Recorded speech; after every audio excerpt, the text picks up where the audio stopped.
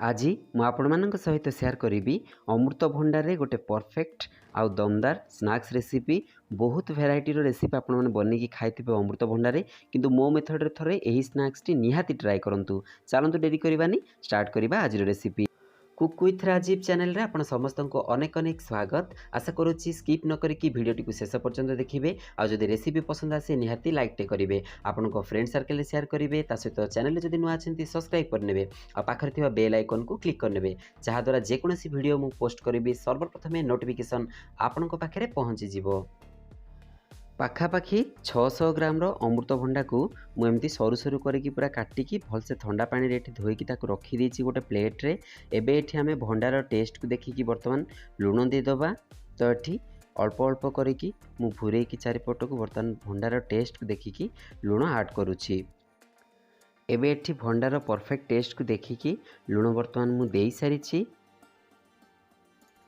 ତା ସହିତ ଏବେ ଏଠି ମିଡ଼ିୟମ୍ ସାଇଜ୍ର ଚାମଚରେ ଫୁଲ୍ ଗୋଟେ ଚାମଚ ମୁଁ ଲଙ୍କାଗୁଣ୍ଡ ଦେଉଛି। ଆଉ ଆପଣ ଯେତିକି ରାଗ ଖାଆନ୍ତି ଆପଣଙ୍କ ହିସାବରେ ଲଙ୍କାଗୁଣ୍ଡ ନିହାତି ଆଡ଼୍ କରନ୍ତୁ। ତ ଏଠି ଆମେ ରାଗ ଖାଇବା ହିସାବରେ ଲଙ୍କାଗୁଣ୍ଡ ବର୍ତ୍ତମାନ ଆଡ଼୍ କରିଦେଇଛି। ତା ସହିତ ଏଇଟା ଗୋଟେ ସ୍ପେଶିଆଲ ମସଲା ମୁଁ ବନେଇଛି, ଆପଣମାନଙ୍କୁ ନିହାତି ରୂପରେ ଜଣେଇଦେବି କେମିତି ବନେଇଛି এই ମସଲା। ଗୋଟେ କଢ଼େଇରେ ବଡ଼ ଚାମଚରେ ଗୋଟେ ଚାମଚ ଧନିଆ ନେଇଯିବେ, ତା ସହିତ ଗୋଟେ ଚାମଚ ଜିରା, ଡାଲଚିନିରୁ 2 ଖଣ୍ଡ ନେଇଯିବେ ଛୋଟ ଛୋଟ 2 ଖଣ୍ଡ, ତା ସହିତ ଆପଣ ଶୁଖିଲା ଲଙ୍କା 4-5ଟା ଦେଇଦେବେ। ତ ତାକୁ ଦେଇକି ଗୋଟେ ପରଫେକ୍ଟ ମସଲା ଆପଣ ବନେଇ ଦିଅନ୍ତୁ। ଟିକେ ଭାଜି ସାରିଲା ପରେ ତାକୁ ଆପଣ କୁଟିଦେବେ ହେମଦସ୍ତାରେ, ଦେଖିବେ ପୁରା ପରଫେକ୍ଟ ମସଲା ହେଇଯିବ। ବା ଗ୍ରାଇଣ୍ଡ ମଧ୍ୟ କରିଦେଇପାରିବେ ଯଦି ଅଧିକା କ୍ୱାଣ୍ଟିଟିର ମସଲା ଆପଣ ଭାଜିଛନ୍ତି। ତ ସେଇ ମସଲାରୁ ଟିକେ ଆଡ଼୍ କରନ୍ତୁ, ଟେଷ୍ଟ ପୁରା ୟୁନିକ୍ ଆସିବ। ତା ସହିତ ଆପଣ ଯଦି ଚାହୁଁଛନ୍ତି ଆଉ କିଛି ଅଦର ମସଲା ମଧ୍ୟ ଆ ଦେହରେ ଆଡ଼୍ କରିପାରିବେ। ତ ମୁଁ କିଛି ଅଲଗା ମସଲା ଏଠି ଆଡ଼୍ କରିନି, କେବଳ ଯେଉଁ ମସଲା ମୁଁ କୁଟିକି ବନେଇଛି ସେଇଥିରୁ ହିଁ ଆଡ଼୍ କରୁଛି। ତ ଆପଣମାନେ ସେମିତି ମସଲା ବନେଇକି ନିହାତି ଦିଅନ୍ତୁ। ତା ସହିତ ଏଠି ପାଖାପାଖି ମୁଁ 80 ଗ୍ରାମ ଖଣ୍ଡେ ନେଇଯାଇଛି ବେସନ। ତ ଯେତିକି ମୋତେ ଦରକାର ହେବ ଭଣ୍ଡାର କ୍ୱାଣ୍ଟିଟିକୁ ଦେଖିକି ମୁଁ ଏଠି ଅଳ୍ପ ଅଳ୍ପ କରିକି ଭୁରେଇକି ବର୍ତ୍ତମାନ ବେସନ ଦେଉଛି। ତ ଏଠି ବେସନଟା ବଢ଼ିଆ ଟେଷ୍ଟ ଦିଏ ଭଣ୍ଡାରେ, ତ ଅଳ୍ପ ଅଳ୍ପ କରିକି ବେସନ ଆଡ଼୍ କରନ୍ତୁ। ମୋର ଏଠି 600 ଗ୍ରାମ ଭଣ୍ଡାରେ ପାଖାପାଖି 50 ଗ୍ରାମର ବେସନ ଲାଗିଛି। ତ ଆପଣ ଯେତିକି କ୍ୱାଣ୍ଟିଟିର ଭଣ୍ଡା ନେଉଛନ୍ତି ସେଇ ହିସାବରେ ବେସନଟା ଆଡ଼୍ କରନ୍ତୁ। ଆଉ ମନେ ରଖନ୍ତୁ, ଭଣ୍ଡାଟା ଯେତେବେଳେ ଏମିତି ମିକ୍ସ କରିବେ ନା, ତା'ର ଅଧଘଣ୍ଟା ଆଗରୁ ଭଲସେ ତାକୁ ଥଣ୍ଡା ପାଣିରେ ଧୋଇକି ବାହାର କରିଦେଇଥିବେ, ନହେଲେ ଏମିତିରେ ବି ଭଣ୍ଡାରୁ ପାଣି ବାହାରେ, ତ ଅଧିକା ଆପଣଙ୍କର ଯେଉଁଟା ବେସନ ଲାଗିଯାଇପାରେ, ତ ସେଇଟା ଚିପକା ଚିପକା ହେବ। ସେଥିପାଇଁ ତାକୁ ଅଧଘଣ୍ଟା ଆଗରୁ ଭଲସେ ଧୋଇକି ଛାଣିକି ରଖିଦେଇଥାନ୍ତୁ। ଏବେ ଏଠି ବେସନ ସବୁ ଭଲସେ ମୁଁ ଗୋଳେଇ ଦେଇଛି। ତା ସହିତ ଏଠି ପାଖାପାଖି 50 ଗ୍ରାମର ମୁଁ କର୍ଣ୍ଣଫ୍ଲୋର ନେଇଛି। ତ ଏଠି ଯେତିକି ମୋତେ ରିକ୍ୱାର୍ଡ଼ ହେବ କର୍ଣ୍ଣଫ୍ଲୋର ମୁଁ ସେତିକି ଦେଇକି ହିଁ ତାକୁ ବର୍ତ୍ତମାନ ଗୋଳେଇ ନେବି। ଆଉ ଯେଉଁ ପଟରୁ ମୁଁ ଗୋଳେଇବି ସେଇ ପଟରୁ ହିଁ ପକାଇବି, କାହିଁକି ନା ଭଣ୍ଡାରେ ଆମେ ଯଦି କର୍ଣ୍ଣଫ୍ଲୋର ଆଡ଼୍ କରିବା ସେଥିରୁ ଧୀରେ ଧୀରେ ପାଣି ବାହାରିବା ଷ୍ଟାର୍ଟ ହେଇଯାଏ। ତ ସେଥିପାଇଁ ଅଳ୍ପ ଅଳ୍ପ ଆମେ ଗୋଟେ ଗୋଟେ ଭାଡ଼ି ଯେତେବେଳେ ପକାଇବା ସେତିକି କ୍ୱାଣ୍ଟିଟିର ହିଁ ଆମେ କର୍ଣ୍ଣଫ୍ଲୋର ଗୋଳେଇବା, ତାପରେ ସାଙ୍ଗେ ସାଙ୍ଗେ ତାକୁ ତାୱାରେ ଆମେ ଆଡ଼୍ କରିବା। ତ ଏଠି କେମିତି ମୁଁ ବନାଉଛି ଆଗକୁ ଫଲୋ କରନ୍ତୁ। ଏବେ ଏଠି ବେସନ ସହିତ କର୍ଣ୍ଣଫ୍ଲୋର ବି ଅଳ୍ପ ମୁଁ ଦେଇକି ତାକୁ ଗୋଟେ ସାଇଡ଼ରେ ବର୍ତ୍ତମାନ ରେଡ଼ି କରିନେଇଛି। ଏଇଟା ଏବେ ପକାଇବା ପାଇଁ ରେଡ଼ି ହେଇଯାଇଛି। ଗ୍ୟାସ୍ ଅନ୍ କରିକି ହାଇ ଫ୍ଲେମ୍ରେ ମୁଁ ତାୱା ମଧ୍ୟ ବସାଇ ନେଇଛି। ଆଉ ଏଠି ତାୱା ମଧ୍ୟ ଗରମ ହେଇ ଆସିଲାଣି। ତ ଏଠି କିଛି ରିଫାଇଣ୍ଡ ଅଏଲ୍ ମୁଁ ନେଇଯାଇଛି 4ରୁ 5 ଚାମଚ ହେବ। ତ ସେଇଥିରୁ ଅଳ୍ପ ଅଳ୍ପ କରିକି ବର୍ତ୍ତମାନ ମୁଁ ତାୱାର ଚାରିପଟକୁ ଭୁରେଇକି ଦେବି, କାରଣ ଏଇଟା ଆମର ଗୋଟି ଗୋଟି ଭଜା ହେବ। ତ ସେଥିପାଇଁ ଚାରିପଟକୁ ଭୁରେଇକି ଦେବା। ଏଠି ରିଫାଇଣ୍ଡ ଅଏଲ୍ ଅଳ୍ପ ଅଳ୍ପ କରିକି ମୁଁ 2ରୁ 3 ଥରରେ ଅଳ୍ପ ଅଳ୍ପ କରିକି ଭୁରେଇକି ବର୍ତ୍ତମାନ ଦେଇଦେଇଛି ତେଲ। ତା ସହିତ ଏବେ ଏଠି କ'ଣ କରିବି ନା, ଗୋଟେ ପିତିପାତିଆ ନେଇକି ମୁଁ ତାକୁ ଆଉ ଚାରିପଟକୁ ଟିକେ ଭଲସେ ଗୋଳେଇ ଦେବି, ଯେମିତି ତାୱାର ଚାରିପଟରେ ଭଲସେ ଲାଗିଯିବ।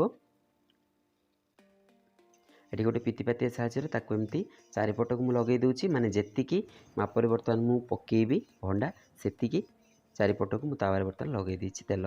ଏଠି ତେଲ ବର୍ତ୍ତମାନ ଭଲସେ ଲଗାଇ ଦେଇଛି। ଗ୍ୟାସ୍ର ଜାଳ ହାଇ ଫ୍ଲେମ୍ ହିଁ ଅଛି। ଭଣ୍ଡାର ମିକ୍ସକୁ ମୁଁ ଅଳ୍ପ ଅଳ୍ପ କରିକି ଦେଖନ୍ତୁ ଏମିତି ଗୋଟି ଗୋଟି କରିକି ଚାରିପଟକୁ ଦେଉଛି।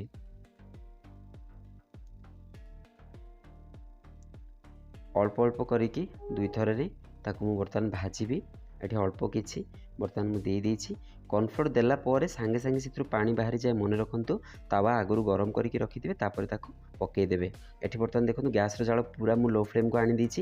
ଆଉ ଗୋଟେ ଢାଙ୍କୁଣି ଦେଇକି ଆମେ ତାକୁ ବର୍ତ୍ତମାନ 2ରୁ 3 ମିନିଟ୍ ପାଇଁ ଛାଡ଼ିଦେବା। କାହିଁକି, କଞ୍ଚା ଅମୃତଭଣ୍ଡାଟା ବନାଉଛେ, ତ ଢାଙ୍କୁଣି ଦେଇକି ତାକୁ ଘୋଡ଼େଇଲେ ତା'ର ହାୱାରେ ହିଁ ସେଇଟା ବନିଯିବ। ତ ଏବେ ଦେଖନ୍ତୁ 2ରୁ 3 ମିନିଟ୍ ପରେ କିଛି ଏମିତି ହେଇଯାଇଛି। ତ ତାପରେ ଏବେ ତାକୁ କ'ଣ କରିବା, ଗୋଟେ ପିତିପାତିଆ ସାହାଯ୍ୟରେ ଆମେ ତାକୁ ଅଳ୍ପ ଆଉ ତେଲ ଚାରିପଟକୁ ଏମିତି ଭୁରେଇକି ଦେବା, ଆଉ ତାକୁ ପୁଣି ଲେଉଟେଇ ଦେବା ମଧ୍ୟ।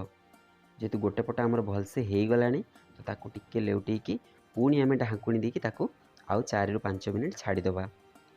कंचा भंडाटा आमर रोचे तो ट्राए करेंगे ताकू जेतिकी पारिबे गैस जाल पूरा लो फ्लेम रे रखिकी ताकू घोड़े घोड़े ही ढांकुणी देकी भाजिबा, जहाँद्वारा कंचाटा भी तार भलसे पलैब आ बढ़िया बास्ना और टेस्ट मध्य भंडारू बाहर।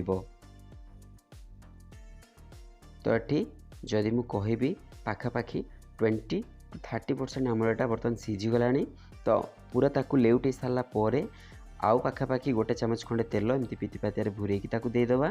तो पुणी ये आम गैस जाल पूरा लो फ्लेम रखिकी ढांकुणी देकी ताकू पुणी 4 ରୁ 5 मिनिट पाई छाड़ीदबा। मन रखु पूरा गैस जाल लो फ्लेम ही करदे जेहेतु कंचा भंडारे आम यहाँ बनाऊे।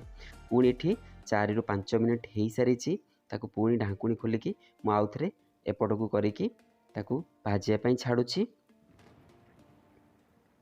कंचा अमृतभंडा जेहेतु रोचे आमको पाखापाखि 8 ରୁ 10 मिनिट समय लगिज एटा को भाजवाई। पूरा परफेक्ट है ही आम ताको बाहर करवा। केतेबेले परफेक्ट होची मु आगो को आपण मानकु देखौची। बस आउ 2 ରୁ 3 मिनिट पर एटा परफेक्ट भजा हो जाइए। एमती मु बाहर कर दूची आ बड़का जहाँ भी रहा ठीक एमती प्रोसेस रे ही मु भाजी दूची। तो गरमा गरम एमती भंडा भजा मो मेथड रे बनैकी खातु।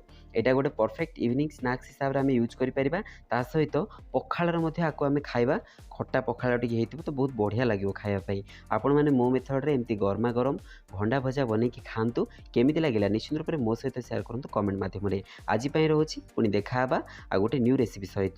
नमस्कार।